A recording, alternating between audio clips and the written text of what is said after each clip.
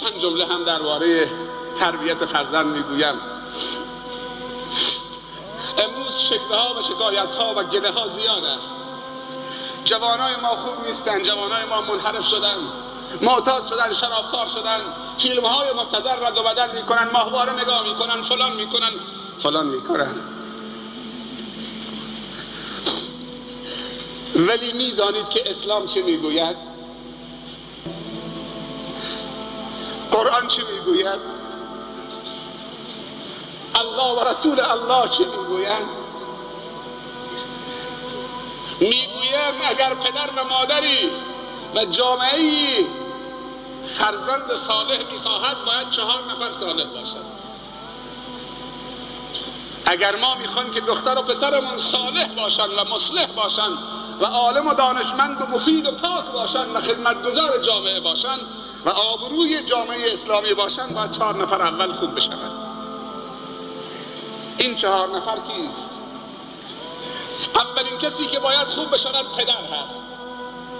اگر پدری پسر خوب میخواد باید خودش اول خوب باشد، چون پدر خوب نباشد پسر خوب نطلب. اگر باشد اون یک معجزه است. یخرج الحی من المیت و یخرج المیت من الحی. اون یه بحث جداگانه است، اون قاعده کلی نیست. پس اگر فرزندان خوب بشوند باید 4 نفر خوب بشوند.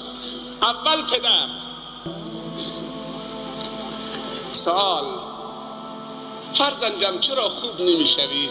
چرا آدم نمیشوید؟ چرا تابع نمیشوید؟ چرا با خدا نمیشوید؟ اول تو خودت بگرد، جلو آینه بنشین، جلو آینه خودت تنهایی. فلانی تو خوب هستید؟ خودت خوب هستید؟ صالح هستید؟ پاک هستید؟ رابطت با خدا چقدره؟ یک شاگردی از من سوال کرد، گفت جسارت نباشه جناب استاد، تو استاد منی، شاگرد یه سوال ازت بکنه جوابت چیه؟ گفتم هر سوالی دارید بکن. گفت رابطه تو با خدا چقدر قوی است؟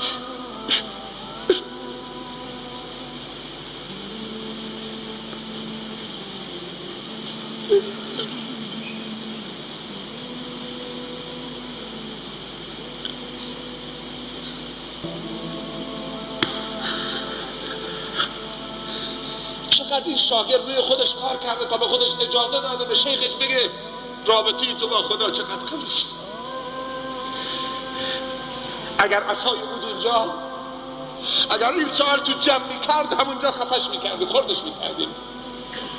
ولی این بزرگترین خدمت به استاد کرده. از روزی که از من سوال کرده فقط فکرم مشغول کرده.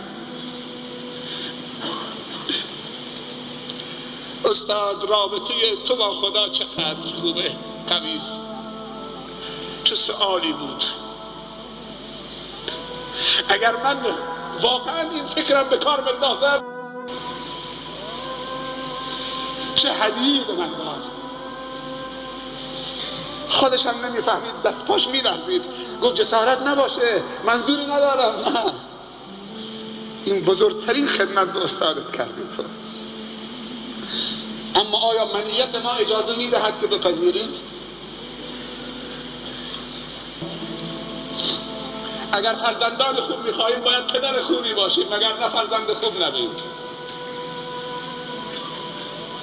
یک روزی من ایستاده بودم کنار یک مردی. مرد من نمیفهمیدم سیگاریه. در خونش ایستاده بودیم. یک دفعه پسر 5 ساله 6 ساله در آمد. گفت پسرم بیا اینجا. محمد بیا اینجا. محمد آمد، اسمش محمده. محمد بیا اینجا. 5 سالشه 6 سالشه. دست کرد تو جیب 1000 تومان در آورد. گفت محمد سوپرمارکت نزدیکه، برو یه پاکت سیگار ونستون بخر بیار برای بابا.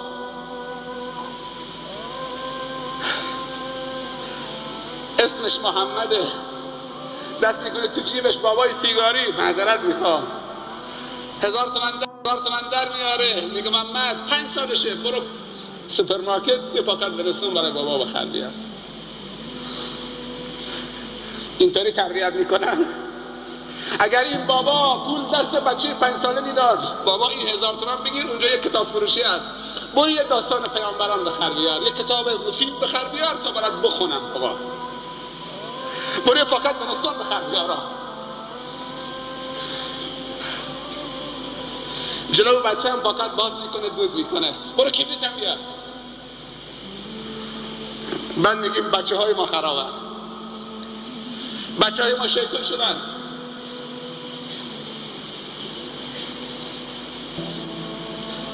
گاه وقتی که شهرداری اعلام میکنه، گاه وقتی شهرداری اعلام میکنه، تو زاهدان هم شهرداری هست، امروز روز پاکیزگی کوچه هاست، همه مردمی بسیط بشن، یالا دانش آموزا همه پلاستیک دستشون، آشغالای تو خیابان های زاهدان پاک بکنی.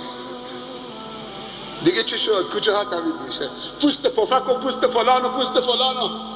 من یه سوال میخوام بکنم، دختر و پسر ما اندازه پوست پفک ارزش ندارن که به فکرشون باشیم بلندشون بکنیم؟ پوست پفک باید تو سطل آشغالی ریخته بشه، چون جایگاهش اونجاست. بچه مسلمان جاش کجاست؟ تو مدرسه و دانشگاه و مسجد. اونو باید بلندش بکنیم اونجا بذاریم.